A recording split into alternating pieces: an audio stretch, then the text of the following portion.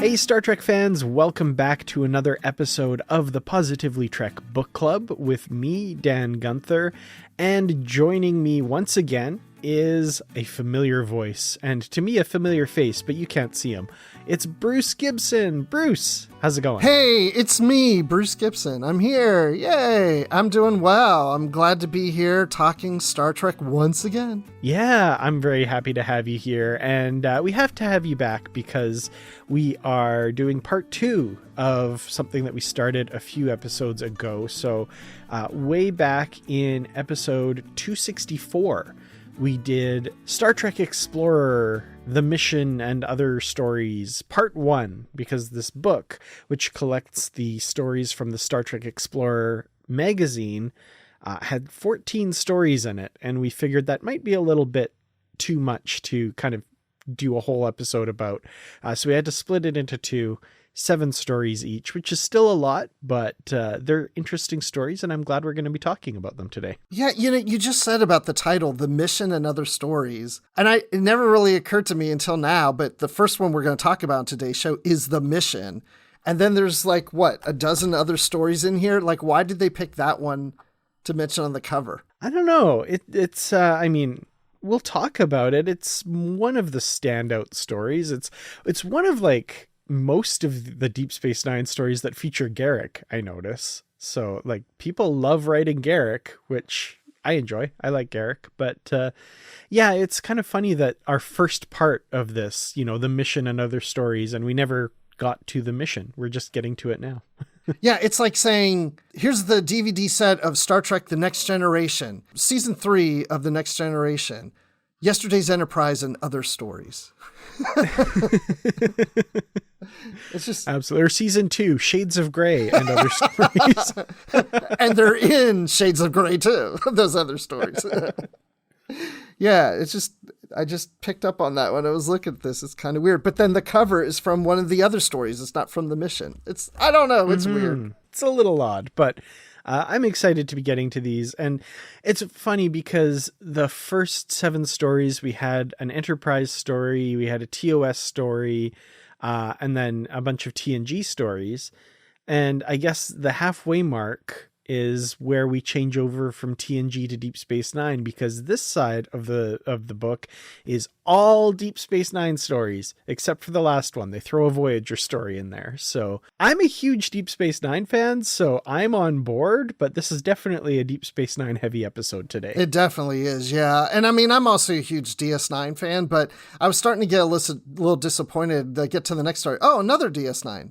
Oh, another DS9. Oh, another I'm like, okay, come on. I was expecting a little more variety, but okay, whatever. Yeah. So, yeah, we've got... so if you're following along in the magazines, Bruce, do you have the magazine issue numbers this time around? Or? Oh, you know what? I don't think I do. I just realized, because you have the book now, I bought too. the book Yeah. now, because last time I was doing from the magazines, but now I got the book. I'm not looking... Oh, wait, maybe I still do. Well, as we talk, I can see if I have that somewhere. I didn't even think of it till now, so I'm sorry to throw it to you on that. But yeah, so these were originally published either in the print magazines of Star Trek Explorer or in the digital supplement that you get if you subscribe to the magazine as well. So hopefully, yeah, we'll have those issue numbers for you. But the best way definitely is to pick up this hardcover book, Star Trek Explorer Presents The Mission and Other Stories. And I think as we go through these, we'll have some issues with the stories and stuff, but I'm just going to say it right at the top. Overall, I'm enjoying these. I like having new Star Trek fiction, and it's interesting to have new voices bring these characters back to life that I've grown up loving. So overall, I'd say, if you get a chance, pick this up and read some new Star Trek stories. I agree, because I knew this topic would come up, and I thought, wonder what I'm going to say. And I was thinking, you know what? I think there's people out there that say, I'd like to read the novels, but I just don't have time, or it's, too much investment and to take the time to do it, or I just don't read novels, whatever. But if you want a DS9 fix or TNG or whatever, I mean, these are like, 15 minutes, 20 minutes max reading time, whatever. It's not... If that, yeah. And it's like, why not? Like, once a day or something, or before you go to bed, read a DS9 story. They're really good. And I mean, the Star Trek Explorer magazine's been doing a great job of bringing these stories and this original fiction and stuff. And I know for the next few issues, they have writers like David Mack lined up. And in this one, we get, Una McCormack, James Swallow, Keith R.A. DeCandido, who hasn't been able to write a Star Trek novel in quite some time. So it's great to have him writing, these short fiction pieces as well, because I really love his work. And then other writers too, like Michael Collins, John Peel, Michael Carroll, really interesting voices and stuff. So I think it's definitely worth checking out. Yeah, absolutely. And yeah, I do remember seeing recently Keith saying he was doing another one. So yeah, you're right. There's more coming. And by the way, I found my list. I do have the issue numbers ready. Oh, excellent. All right. Well, with that, I guess let's jump into the first of these stories, The Mission by James Swallow. And you might recognize that name as a longtime Star Trek novel writer and an accomplished author outside of Star Trek in his own right as well. So The Mission by James Swallow. And where can we find that if you're reading in the magazines? So it is in Explorer number 6. So yeah, this is Deep Space Nine. A lot of these stories are going to be DS9. This one's interesting in that it's told in a series of logs as well as descriptions of security camera footage. And this is the story of a Section 31 operative attempting to place surveillance tech and surveil the citizens of Deep Space Nine. And interestingly, having his efforts thwarted at almost every turn by various people here. What did you think of this story, both in the format of how it's told and what the story's about? I would say that of all the stories, at least in the second half, because I can't remember everything I thought of the first half off the top of my head right now, but in the second half, this is the one that grabbed me up front the quickest. Mm-hmm. Like, because right away I knew just the way this is written, where it's like logs from a Section 31 agent and they're doing something within DS9. And that grasped me right away. I was like, ooh, this is interesting. Like, what is this person up to? And this is their communications back to Section 31 of what they're up to. And so that premise really grabbed me. Yeah, I like that too. And I like the fact that, it's all from this operative's perspective, or the perspective of the people reviewing his logs and the security camera footage and stuff. And, we occasionally see Odo come in and take care of things, but like, it's not the Deep Space Nine stuff's kind of incidental. Like, it's kind of in the background, but it's all about this guy.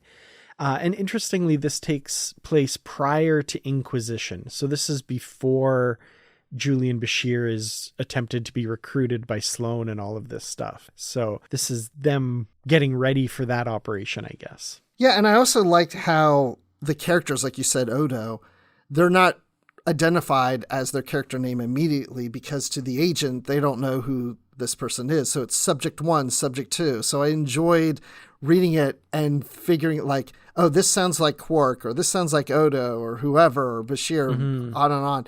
I just found that fun. And I mean, they're identified fairly quickly. You pick up fairly quickly who these characters are. But again, the agent doesn't know who they are. So I like that. Yeah, that was pretty cool. One of the things that happened in the last episode where we talked about these, we kind of brought up how there's like a little mistake or a little something in almost all of the stories that kind of bumped us, usually with the artwork or with spelling mistakes or something like that.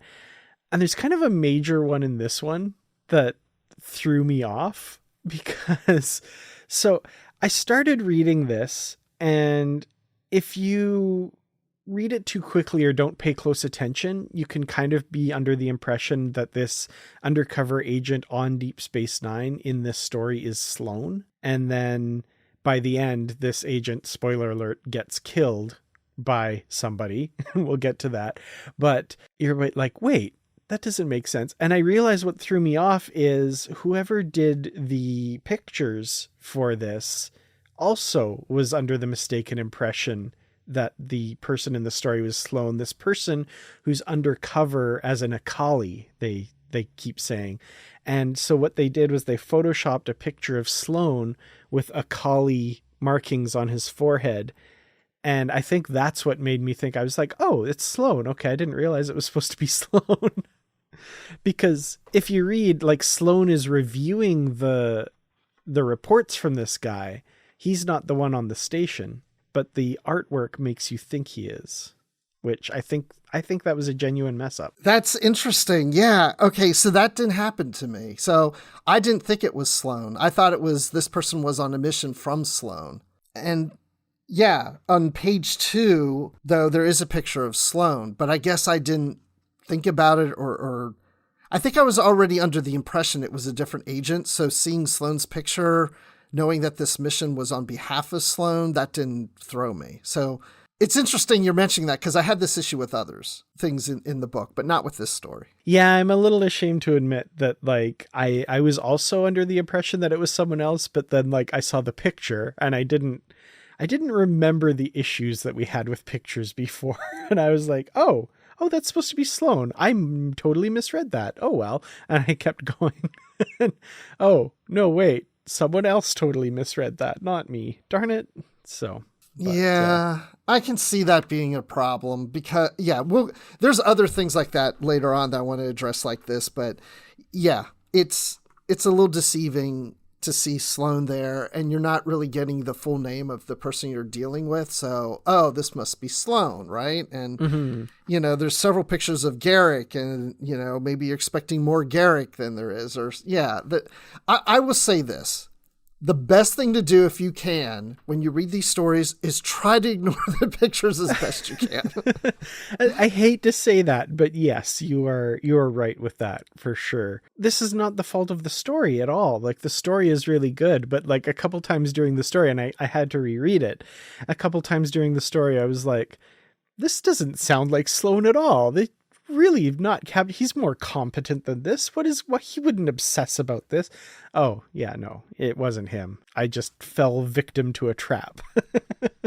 But I mean, it doesn't really take too much away from the story, right? No, absolutely not. So I do have to say I like the ending, of course, where I guess what we take from this story is Garak doesn't like competition because this agent has found evidence that there were other intelligence operatives who came aboard who met grisly fates, right? Like there's Klingon intelligence that didn't get very far. He finds, you know, evidence that this Orion intelligence agent was killed just before he himself is dispatched by, it turns out, I think we're very much supposed to realize, Garak. And it really just seems like, you know, I'm the spy around here. I can't have all these other people horning in on my territory. Well, and that's the thing. Like, you know, first it's like, okay, what happened to these other agents or, you know, this Klingon or this Orion or whatever, these other people who've been there? And my first thought was maybe Garak. Because out of all the main characters in DS9, more than likely Garak would be up to something like this. But now going back to what we were talking about before, we have 2 pictures of Garak in here. So that doesn't help keep the mystery, you know, from being revealed. Like, it's just, yeah, it makes it a little obvious. But I mean, I really enjoyed this story. It's one of my favorites. Yeah, he's a little glib when he talks to Bashir at the end, right? It's like, oh, nothing you need to concern yourself about, Doctor. I was just cleaning house. I want to see the rest of that conversation where Bashir's like, what the hell are you talking about, Garak? Cleaning house? That's ominous. Oh, never mind. Don't worry about that. Yes, Doctor, I was just cleaning house. Okay. What does that mean? Yeah, okay. I guess you're just cleaning your house. Okay. Yeah. But yeah, because you have to be suspicious of Garak, right? I mean, Bashir's probably always going, what is he up to now? You know? And then, like, was this ever discovered later? Did they ever discover Garak was doing these things? I'd say probably not. Probably not. But it'd be interesting if they did, if there was a part 2 to this story of Garak trying to hide the evidence of things that he has done and he's getting caught. Or they're suspicious it's him, but he still covers it up well that he's covered his tracks or something. Well, I have to say I really enjoyed this one. I think it makes sense that the book was named after this one. I think it's one of the top ones we've read. Yeah, I would agree with that. Yeah. And like I said, it really grabbed me from the very start. You know, some of these stories, it takes me a while to really go, oh, this is what's going on. Okay, now I'm really starting to get into this, you know, but this one right away, I was into it. So good job, James Swallow, because I have a feeling you're listening. So I'm just letting you know. And thanks for the like on Goodreads when I said I read this book. Yeah, absolutely. Well, let's move on from that one to the second story in this book. I guess the ninth story in the book overall, Things Can Only Get Better by Una McCormack. Right off the bat in the picture, it's going to be Garak again. Where can we find this? In which magazine? This is also in number 6. So these two stories are together in that magazine. A Garak-themed issue of the magazine, it seems. Well, anytime I see Una McCormack name, I think, oh, it's a Garak story, probably. Yeah, and anytime I see Una McCormack's name and it is a Garak story, I know it's going to be a good one. Actually, even if it's not a Garak story, I know it's going to be a good one. Yes. Yeah, so I was excited for this one. This one's interesting in that it takes place at a very specific point in the Deep Space Nine story, shortly after Damar learns about his family's execution because he's a part of this resistance, and that would be in the Deep Space Nine Season 7 episode, Tacking into the Wind. Very specific during what they called the final chapter of Deep Space Nine, right? We have the resistance fighters, which are being led by Damar, Kira, and Garak, making their way back into Cardassian space aboard this Cardassian ship they have. En route, they receive a distress call from a Cardassian freighter which is carrying civilians under attack by the Jem'Hadar. Kira really wants to intervene to try and rescue them, but Garak is opposed to that. The story is kind of a debate between the two of them, and even before the distress call, there's kind of a bit of friction about Kira's past, and does she enjoy killing Cardassians, and is this just, you know, her enjoying this again? And then the distress call happens, and the debate is kind of like, should we save them? Should we not? Like, what kind of people will we be? We have to maintain our cover. What's that worth? And all that sort of thing. So what were your thoughts on this one? Because I have some thoughts on this one for sure. Well, I like what you just said about there's like two debates going on. So before the distress signal comes in, Kira and Garak are discussing, like, he's kind of, you know, prompting her in this whole, like, you know, oh, you know, I bet you've, you know, enjoyed killing Cardassians, and how many have you killed? And she's basically like, look, I don't keep track of that. I'm not killing just to kill. It's not that I'm out just to kill Cardassians. I'll keep count. I'm sure you've got blood on your hands too. So they're having this debate about they both have blood on their hands. So when the distress signal comes in, she wants to rescue these Cardassian civilians. And Garak, who this is his people, is like, no, we got to stay on the mission. We're going to reveal ourselves. You know, you shouldn't do this. You shouldn't do this. You shouldn't do this. The thing I liked about this is you can almost take Kira in two ways. One is that early in her life, did she enjoy killing Cardassians and killed Cardassians because they are Cardassians? And now because the Federation has been part of her life, she's more sympathetic and more accepting of Cardassians, and that's why she's willing to save the civilians? Or is it that she's never enjoyed killing Cardassians? It had nothing to do with anybody who's a Cardassian. She's just killing those who are killing others. And it doesn't matter what your species is, that, you know, it's who you are and not what you are, which I think is more the latter when it comes to Kira. But I also felt that when she finally made the decision not to rescue them, it came just a little quick. I just would have liked maybe... To me, I felt I need something a little more convincing from Garak or something to make Kira just go, no, I can't. We got to continue the mission. I just would have liked maybe something a little more there. Yeah, I get that. It's kind of almost a victim of the format again. Like, it's got to be only so long, right? Right. I kind of thought of their conversation in the in the context of, do you remember, it's a very famous scene in the episode The Way of the Warrior, the root beer scene in Quarks with Garak and Quark, right? Mm-hmm. It's like the Federation, it's, you know, it's like the root beer, it's so bubbling and cloying, but if you drink enough of it, you start to like it. And like, that kind of feels like the conversation that Garak and Kira are having, where they're kind of both acknowledging that they both have been fundamentally changed by the Federation, I think.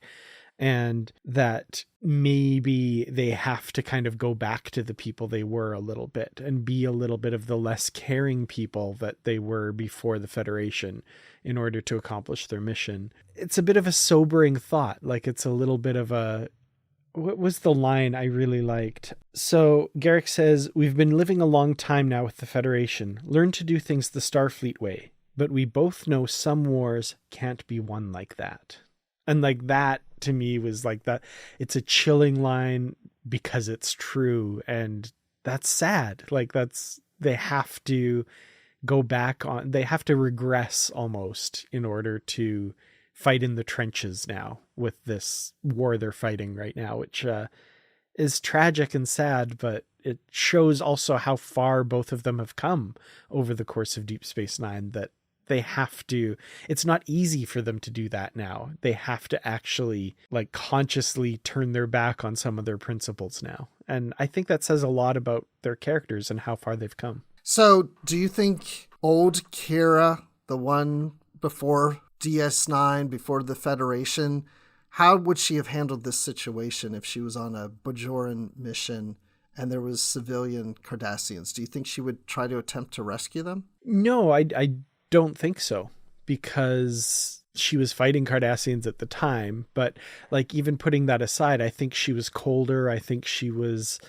more pragmatic, more kind of the way that they have to be now. She was in the middle of that, so she was already that way.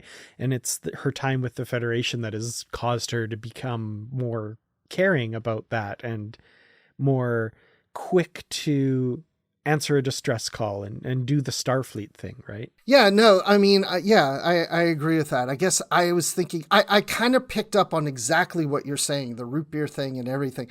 But, and maybe because we don't know Kira that well from before the Federation, but I think you're right. She may not, I guess in my mind, I was thinking she would still look at the Cardassian civilians as civilians and maybe want to rescue them. But I think the Federation has brought more and more of that out of her. I don't know. That's interesting. But I did pick up that the story was that these people have changed.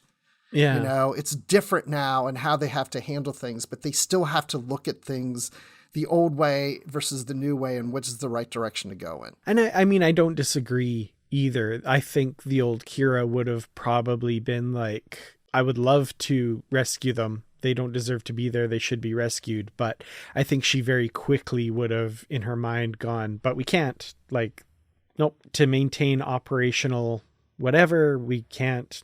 Nah, that sucks. Oh, well, you know, whereas now she has to actively fight to get to that point where she can allow these people to die. And that's a good point too, because it's a different situation in the past because they would have been fighting Cardassians. She would be on a mission to get the Cardassians. So why go and save Cardassians where you're trying to get to the Cardassians, right? It's a little bit of a different situation too.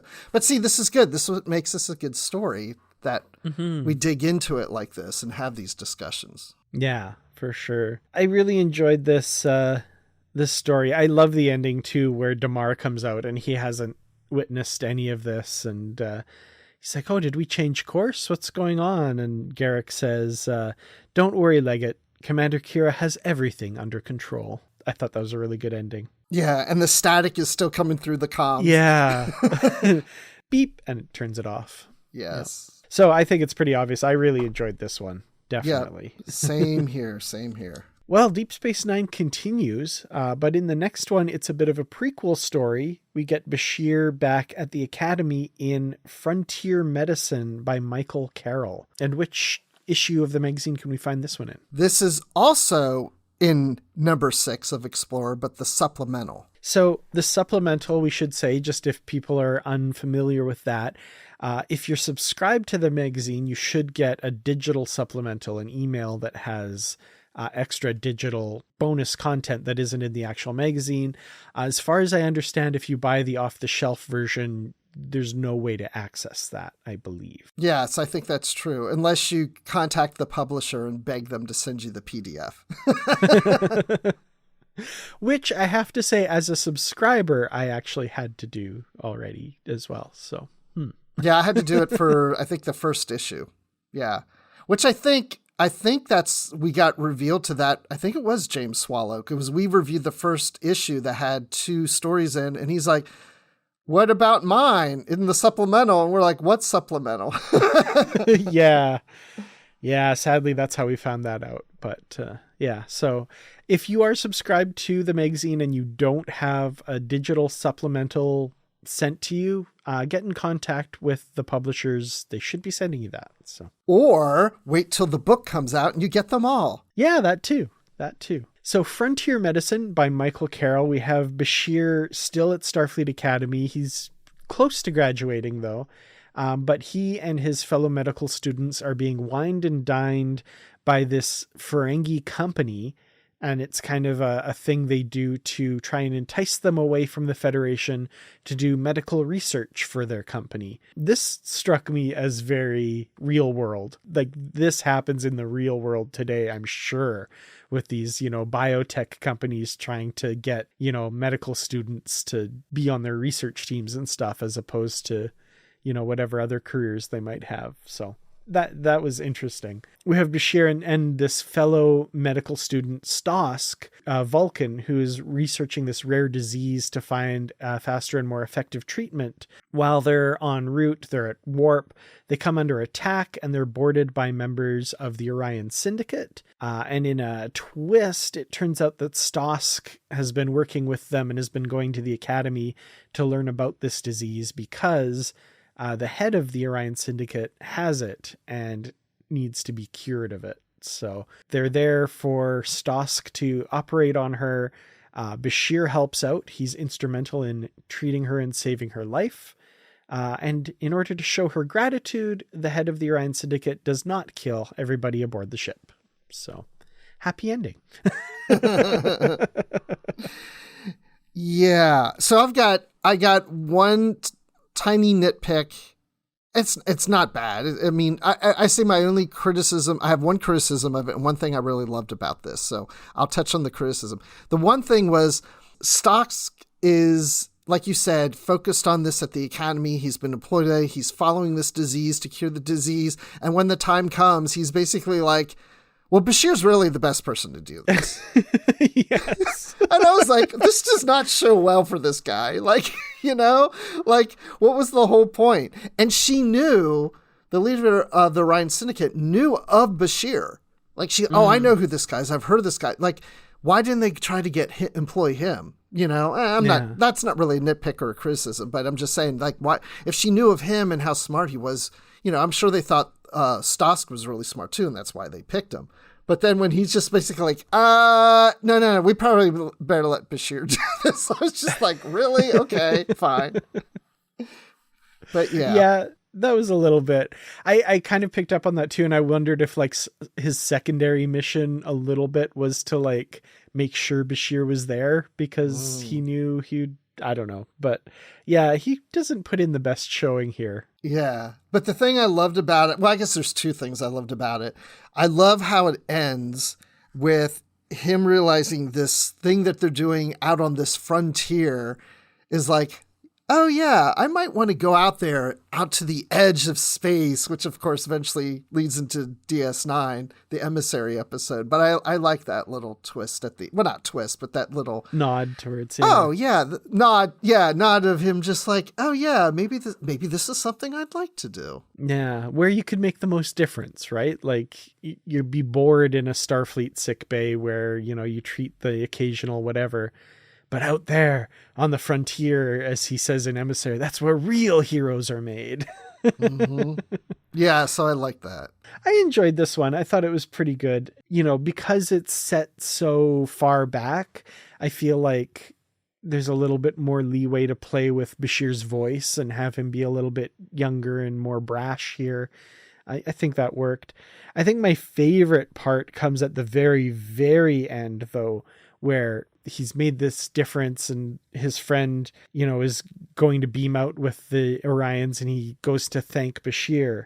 But Bashir doesn't even notice because he's already treating the other injured people. Like that it shows his character right there, that he's like, he didn't even notice this. He's already treating some guy that got injured when they boarded. That's great. That's so Bashir. I love it. Yes, great point. I love that too. I had forgotten that part, but yes, that was an excellent piece to that ending. I also like how he solved the problem of the venom and the parasite of cutting the arm off, but he had that Orion's glove over that to prevent the X-ray so that the parasite would go to the arm where the X-ray is not affecting. So it goes under the glove and then cut the arm off. I was like, ooh, that's genius and gruesome at the same time. Yeah, I didn't see that coming, but that was clever. It was would have been interesting to give her a heads up first, though. Yeah. But then we as the readers wouldn't have been surprised, so. Yeah. No, I like that. Yeah, it was a surprise. Like you said, I was like, whoa, oh, and I was like, did I just read that right? Wow, okay. Yeah, and they're like, oh, here's the arm as a souvenir. It's just like, oh, okay. Whew, boy. But yeah, all in all, I liked that one. I thought it was it adds a little bit of interesting flavor to Bashir's backstory. You know, we get little stories like this. Feels like a story that in those quiet character moments, right, where they're explaining the motivation for something, Bashir would say, oh, there was this one time shortly before I graduated, and you'd get this like quick little story about this. And I think it fits that way. Fits well that way. Yep, agreed. This episode of Positively Trek is brought to you by our supporters on Patreon. A special thank you to our Constitution class supporters, Jim Stoffel, Joyce Mirren, and Paul D. Kinnear. To help out with the podcast, visit patreon.com/positivelytrek, where for a small monthly donation, you can get early access to ad-free episodes, shoutouts, exclusive content, associate producer credits, and more. Thank you so much for listening, and live long and prosper. Well, let's go to the next one. Another Deep Space Nine. There's a lot of Deep Space Nine stories in this. By special request by John Peel. And this is, despite the picture we have at the start with the old style comm badge and stuff, it takes place later in the series with Vic Fontaine. So by special request, where can we find that one? This is in Explorer number 5. So this is a different story. The story starts out with this question between Bashir and O'Brien asking whether or not Vic Fontaine is alive. And there's a little bit of a debate back and forth, like what defines life, yada, yada, yada. But Bashir is ultimately wondering this question because apparently Vic has expressed a wish, which he says, you know, a computer program can't wish for something it doesn't have. Does that prove that he's alive? Now, interestingly, it turns out that his wish is to sing a duet with Nyota Uhura, you know, Nichelle Nichols' character from Star Trek, the original series. And it ends up being, I mean, a nice little tribute to Nichelle Nichols at the end where they sing this, you know, for one night only duet. They have to get Cisco to ask the still living Uhura permission to create the hologram of her. We don't see that conversation, but I can't imagine it was not awkward. I don't know. This was an interesting one. I have very mixed thoughts about it, but I'm curious what you thought. Oh yeah, I'm the same. I would say out of these 7 in the last half, this is maybe my least favorite. But it started off really good. Like I really love the debate. Is Vic real? Is he life? You know, all that debate. It's such a Star Trek thing. We've had it in other Star Trek stories, but you know, and I was really getting into that debate. Is he life? You know, other holograms, like these people sitting here drinking a cocktail or eating food. No, not really. But Vic seems to be aware of himself and he remembers things from the past. And you know, they're talking about,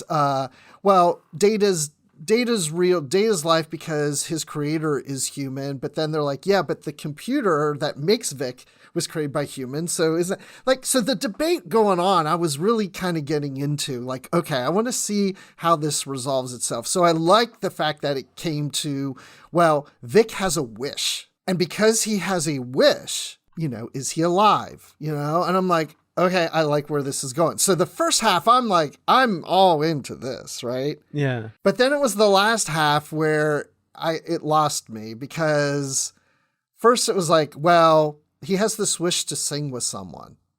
And this someone he wants to sing with is alive. And, Federation, not Starfleet, but Federation protocols, rules are that you have to get that person's permission. And my first thought was, is that true? Have we ever heard that somewhere before? So then I start running my mind of things like, okay, so what? Barclay, was he in violation for creating people from the ship on his holodeck program? And all of a sudden my mind starts going to other things okay, well, what does that mean? Geordie LaForge and Leah Brahms? Yes. I problematic enough already. Yeah. So exactly. Those things are going through my mind right away. And, so that kind of took me out of the story because I start thinking through that and I'm like, okay, but it makes sense in a lot of ways. I can see where people are like, look, I don't want myself being recreated on holodecks and people play, so they have to get permission. I can see there maybe being some kind of law or something. So yeah, okay, I'll accept that. But then who he picked, 2 reasons I had a problem with that. One is I was like, how does he even know of Uhura? I don't know, maybe it's mentioned earlier and I missed it, that he was going through a Federation database or Starfleet database, but that just seems so random. That seems like a fandom thing that now I feel like I'm reading fan fiction. And the second thing, especially this, was the full page picture of Uhura before they even reveal who, they wait till the very end to say who this is, but we get a full-fledged page picture of her. And I'm like, I know who it is because her picture's right there. Yep. All of those things I agree with for sure. So, yeah, I mean, it's obvious, it's supposed to be a tribute to Nichelle Nichols, and that's fine. That's nice. But I had those same questions. I was like, how has Vic even heard of Uhura? Why does he want to have a duet with her? Why is this such a big... we never get an answer. We don't know Vic's motivation for this. Why does he want this? And then, just the unfocusedness of the story. Like you said, that first half, it's interesting, and then it gets to that, and then the story is just all about this, and it feels like 2 different, it just shifts gears and doesn't make a lot of sense. And don't get me wrong, I think it's nice to have a tribute to Nichelle Nichols, and I appreciated that. I thought that was kind of sweet, but it just didn't seem to fit in this story very well. It was very strange to me. I don't know. Yeah, I thought the wish, I like the idea of the wish. Does that make you alive? But I wanted the wish to be something that connected more to Vic. Yeah.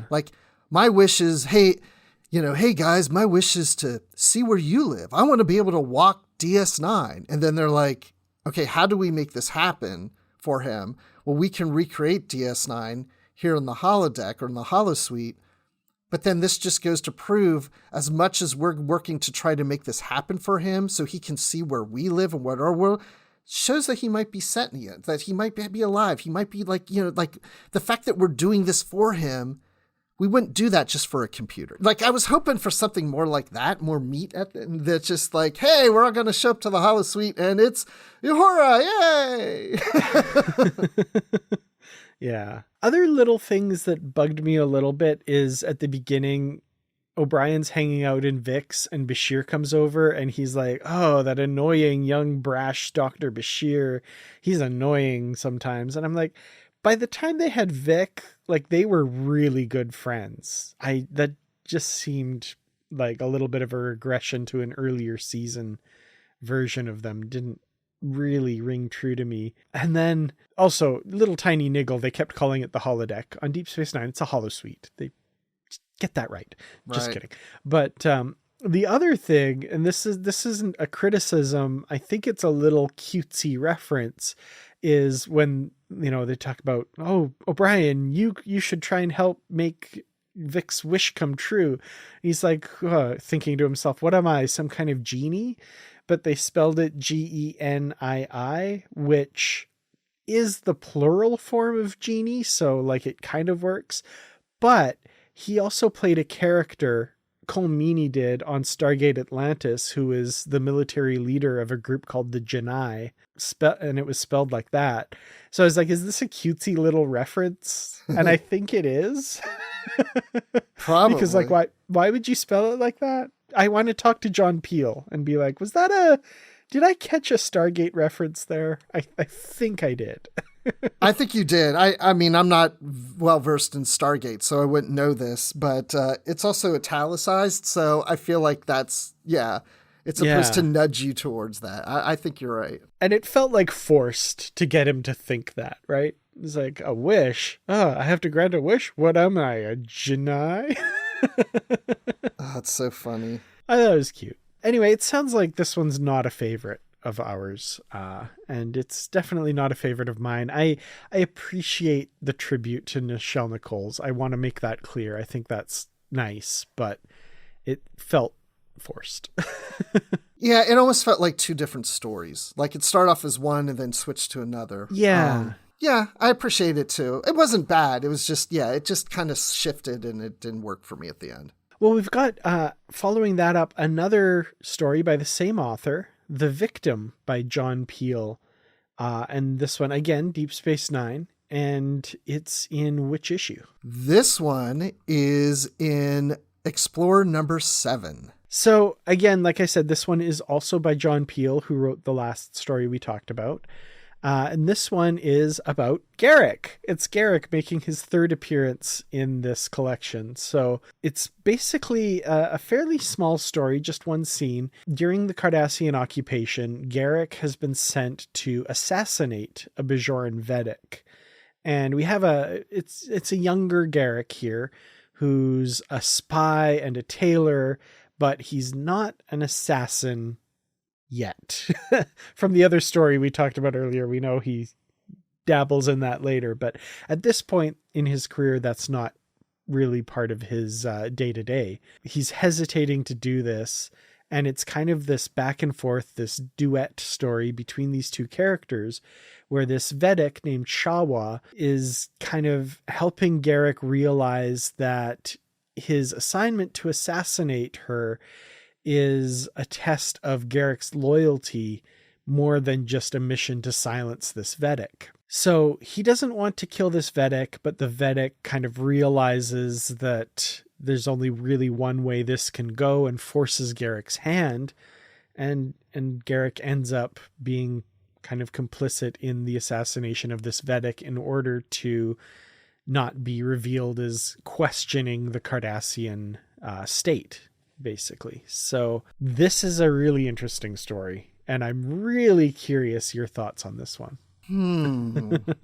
Well, this one, like you said, is written by John Peel, like the last one, but this one is a favorite of mine. So the best way for me to describe what I think about this one is I feel like this Vedic Shawa out Garak's Garak. Mm-hmm. And in a lot of ways, it's almost like she's a lot like Garak in a way. Very calculated, seeing things for what they really are, or, that you might not notice how things work and what. And she's, again, like you said, this is a young Garak. I see her having more wisdom than Garak, and this type of wisdom is something Garak starts to learn more of as he grows. So that's why I really like this story. Yeah, I really liked this story as well. It's one of my favorites in this collection for sure. I love that it gets boiled down to 3 options, right? So Garak could, as he wants to do, stand for his principles, refuse to kill the Vedic, go back to his superiors and inform them of this, in which case they're going to send someone else to kill the Vedic, and Garak himself will probably die. Option 2, Garak submits to the state, becomes their tool, becomes an assassin, becomes everything the Cardassian state wants him to be, kills the Vedic, and goes on to be a Cardassian enforcer. Or option 3, he does what he has to do to survive. So he kills the Vedic and maintains this resistance in his heart while at the same time projecting that like, oh, I'm on board, but working in the future towards overturning that and making things better. And obviously in all three states, the Vedic dies, and she knows this. Mm-hmm. She's already jumped ahead to that part. She knows she's dead no matter what. But she cares what happens to Garak and what that means to the future. And I loved that. And I'm reading the story and I keep hoping there's some way the Vedic survives, but very quickly you realize along with her that no, that can't happen. And yeah, she forces his hand. She puts the phaser back in Garak's hand, and you still kind of think like she's giving him the choice in that moment, but she reaches over and pulls the trigger. And she dies with Garak holding the weapon. What an ending to the story. And then also the revelation that the title, The Victim, right? By the end, you're like, who's the victim here? Mm-hmm. Is it the Vedic who's been killed, or is the real victim Garak, who's been set up by the Cardassians in this loyalty test that it's his Kobayashi Maru. There's no way to win. There's no way to save the Vedic here. Yeah. And that's what I love about it. That's why I'm saying in a lot of ways, I feel like she out Garak's Garak, like, because she comes to that conclusion so quick. He's like, why aren't you fighting for your life? Don't you want to live? And she's like, I'm already dead. Like, I'm going to be killed regardless. He's like, what are you talking about? But I can see Garak explaining that to someone like, oh, you're already dead. And let me show you why. There's three options and they all result to the same thing. I can see Garak thinking that way, but he's not there yet, but she is, right? And she gets it. I'm already dead.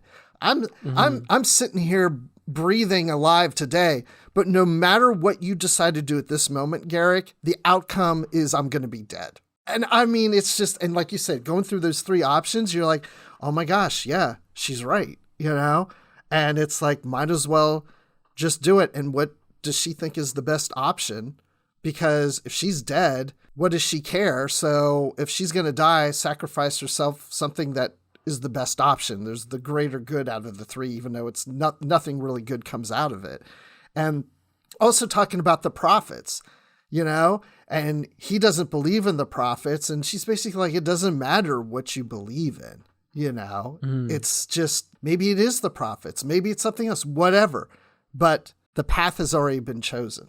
It's just, or the end of the path has been chosen. Which path are you going to take to get there? Yeah, this was a great one. Yeah, I agree. This one really, it's one that like I found myself thinking about for quite a while afterwards. And I could easily see this as being a part of Garak's past. And he's such an enigma throughout much of Deep Space Nine. You're never really sure until towards the end exactly what side he's on, right? Like in the early seasons, is he the face of the Cardassian state? Is he their representative still on Deep Space Nine in the shadows kind of thing? But then by the end of the series, he's working with the Federation to overturn the Cardassian government, to rid them of the Dominion and bring something brighter to Cardassia's future. Was that seed planted way back at this point? Like, that's pretty cool. Yeah. Absolutely. Yes. So this is definitely a winner. And going back to pictures, the very first picture in here, the Vedic, you see the back of the Vedic. It looks like Vedic Win. And I'm like, wait, am I reading about Vedic Win? But no, it's a different Vedic. Wait, again, I try to not look at I try to ignore the pictures. Yeah, she's got her, and it's the Kai's robes too. It's not even her Vedic's robes. Gosh, yes. So, yeah. That was a little bit, I was like, oh, Kai Wynn is gonna, and then you start reading, it's like, oh no, this is way back when. Yeah. And this is someone else. What's going on? But I kept picturing her though. It was in my head and I kept trying to picture a different looking woman, at the beginning. I was like, it's not her. I know it's not her, but I keep picturing her. Nope. I got to get away from that. So yeah, definitely a winner in my book. I really, really like this one. So great job for sure. So Keith R.A. DeCandido is next. Friend of the podcast, of course, with the story You Can't Buy Fate. Another Deep Space Nine story, and the last Deep Space Nine story in this collection. Which magazine is this one in? So this one is in Explorer number 7 as supplemental. So this one takes place after the end of the Deep Space Nine series. Colonel Kira is in command of DS9, and Nog and Ezri Dax are en route to make first contact with a new species in the Gamma Quadrant. We find out through the course of this that Nog has a little bit of a crush on Ezri. I mean, who wouldn't, right? Ezri's pretty cute. But so they get to the Gamma Quadrant to make first contact with the species. They approach the alien vessel and all the systems start to go offline, and eventually the runabout explodes. Nog wakes up in the custody or under the care of these aliens, the Oral Hodish, I think is how we pronounce that. But apparently in all the confusion of body parts and stuff, they thought that the Dax symbiont, I guess, was an organ belonging to Nog, so they tossed that in his abdominal cavity, and now Nog has been joined to the Dax symbiont and has access to all of the Dax host's previous memories. They're eventually rescued. They have a solution to this problem with the radiation coming off the alien ship that destroys Federation ships. Nog and Ezri are closer now because of their shared experience. So that's a very quick overview of a much more complicated story, but that's kind of the gist of it.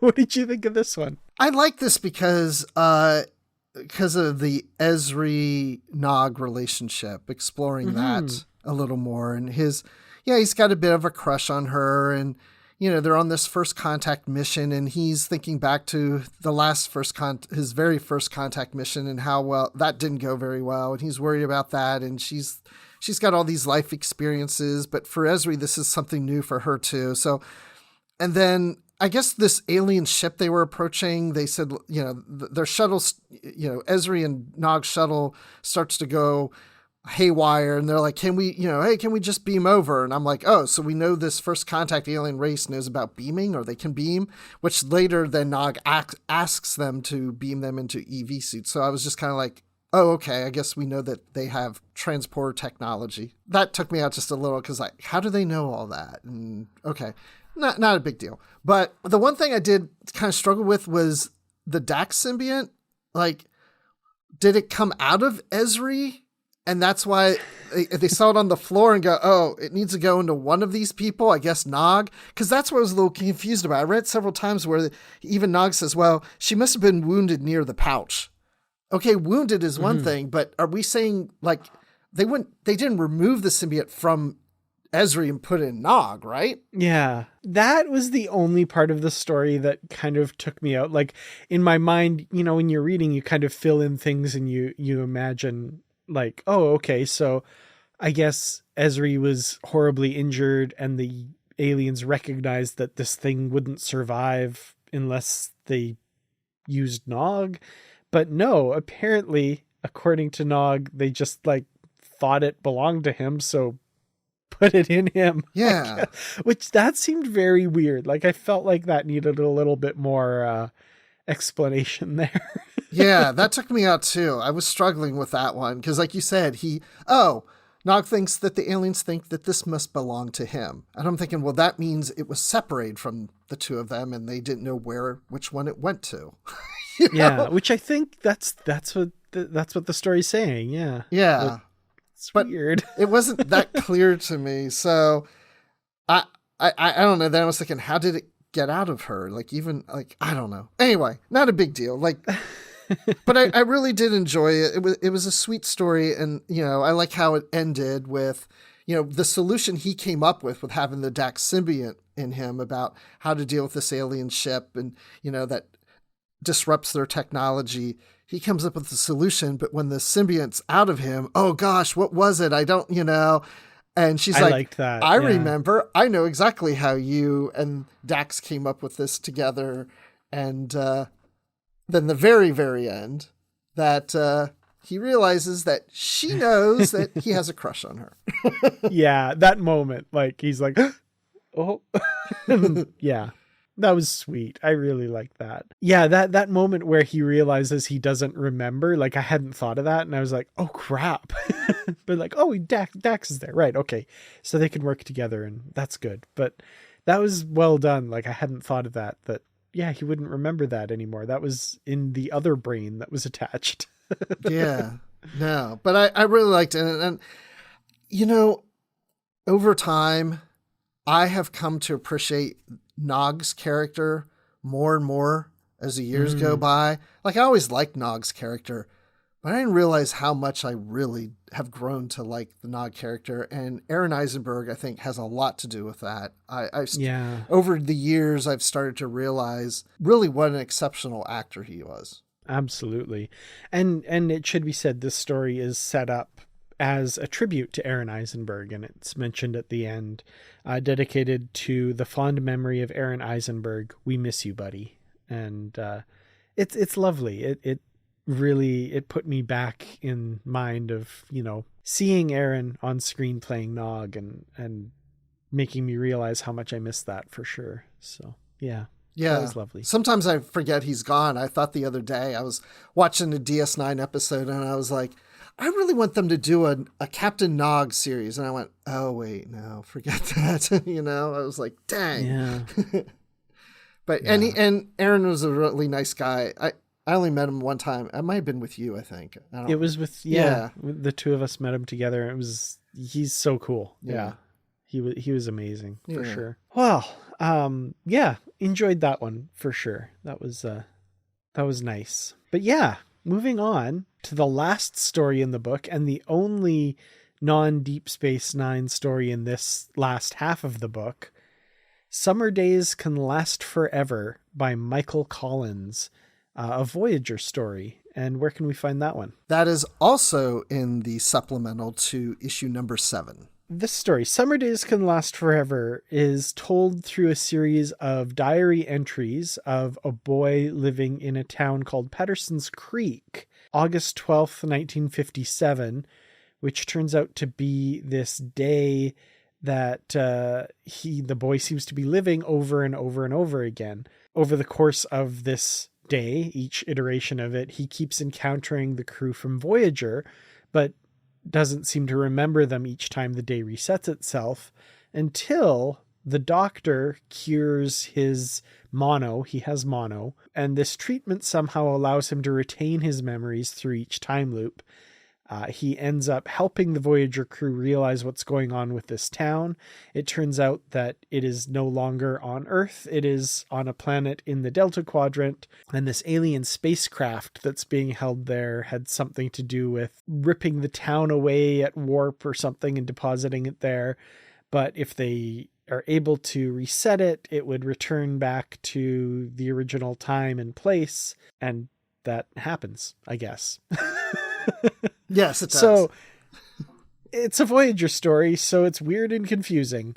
But that's kind of what I got from it. What are your thoughts on Summer Days Can Last Forever? Well, first of all, Michael Collins, he wrote and illustrated this, but I just glanced at the first illustration.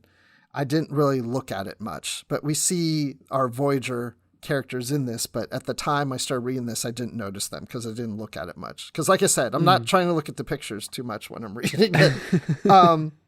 This is one of these stories where I read it and I'm not picking up on it or not liking it, or I'm a bit confused. And so, but then by the time I finish it, I start to realize, oh, this is actually pretty good. And I want to reread it. I haven't had the chance to reread this, but I do want to reread it again, knowing that I'm not going to be confused anymore. But just to specify, I know this kid is writing in his diary, but it's all on the same day, and he's kind of repeating some of the same things. And I'm like, well, that's weird. Why would a kid keep writing the same things over and over again in the same day? Like, it just, and then he meets 3 strangers, and then he does another entry where he talks about these 3 strangers as if he hadn't met them before or something. And I was like, wait, this doesn't make it, like, why was this kid writing so much in his diary on the same day?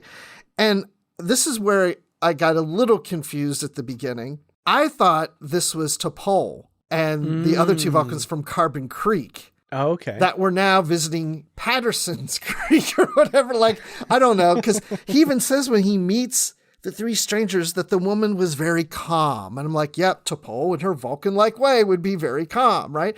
I know one of the characters mentions about Captain Proton, but I thought, oh, that's a nice Voyager callback because them living in this time, they would know of Captain Proton. But then when I get to the other end, then I turn the page and I can't help but noticing I'm seeing Voyager characters. I'm like, oh, wait a second.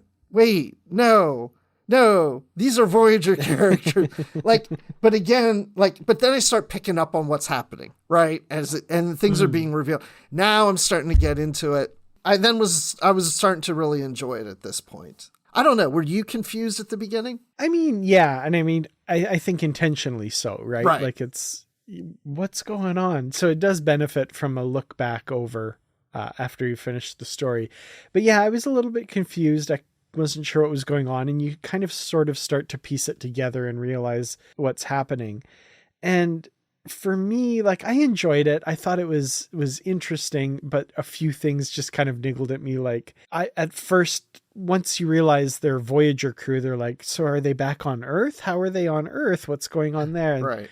That eventually gets answered. And okay, I guess that kind of makes sense and stuff. For me, what ended up taking me out of the story was it's told in these diary entries, but by the time we get to, towards the end with these diary entries, they're very long and very detailed with like the exact conversations that he had with all of these people. And I was like, this doesn't really fit this format anymore. Like, I'm not buying that this kid is writing out all of these very detailed conversations he had with these people. So that bugged me a little bit. Like, it just kind of pulled me out of the story a bit, but it's interesting. The story itself, I think, was kind of cool. It maybe didn't need to stick so slavishly to that format. I don't know. Yeah. And I would say early on, it's in his voice when he's quoting the characters. So it kind of sounded a little off in the beginning too for me. Like, and then I realized, but this is really his voice as the characters of what they're saying. And not, because I was like, that doesn't sound exactly how Janeway would say. Oh, well, yeah, because it's him, Yeah. Like, it just took a while for me to kind of get used to it and pick up. But you're right. I mean, once we get further in this would be a lot for him to write. And I don't see a kid writing it quite this way. Right. But you have to do it to make this story work for the reader. Yeah, exactly. Like, for example, this conversation he's having with the general, right? Like, horse pucky, why I oughta, but general, you have a flying saucer. He held up his hand. That vehicle we shot down, we've determined is a risky spy plane. My scientists think they've worked out its systems, got it all fired up. I exploded, but it's not. It's from space, and we're in space, and we're gonna... He grabbed me by the collar, dragged me out. I'm like, no, this isn't... No kid's writing this in his diary.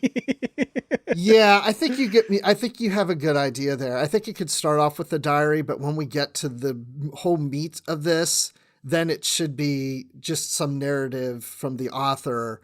And then we get to the end and we're back to the journal with his last entry. Yeah. Interesting enough story. I enjoyed it. I thought it was very Voyager. Well, I'll put it that way. It was. Yeah, it definitely was. So yeah, I enjoyed it. It was fun. It was definitely, it felt like a Voyager story. When I was reading this story, I was actually in the same mind as I was when watching the recent Discovery episode, Face the Strange, with the kind of weird, was it the time bug that made the, like, everything. I had that same feeling that, like, oh, this Discovery episode, this is like a Voyager episode. I had kind of that same weird feeling watching that as reading this story. So I think, yeah, Michael Collins has done a good job of capturing that Voyager weird feel in the same way the Discovery writers, intentionally or not, captured the Voyager weird feel in that episode. Yeah, absolutely. Yeah, the Discovery episode has that Voyager feel to it too. Yeah, this is very similar to that. Yeah, I like that. Well, there we go. That's all 7 stories. So we'll kind of do what we did at the end of the last episode. What were some of your favorites in this batch? Oh, wow.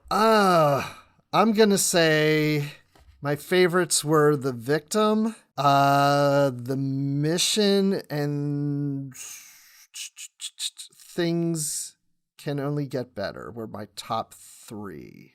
We're very, very, very similar on that one. I think if that's the order of yours being the favorite, mine's close. I think Things Can Only Get Better by Dr. Una McCormack is my favorite of this collection. I really like that story.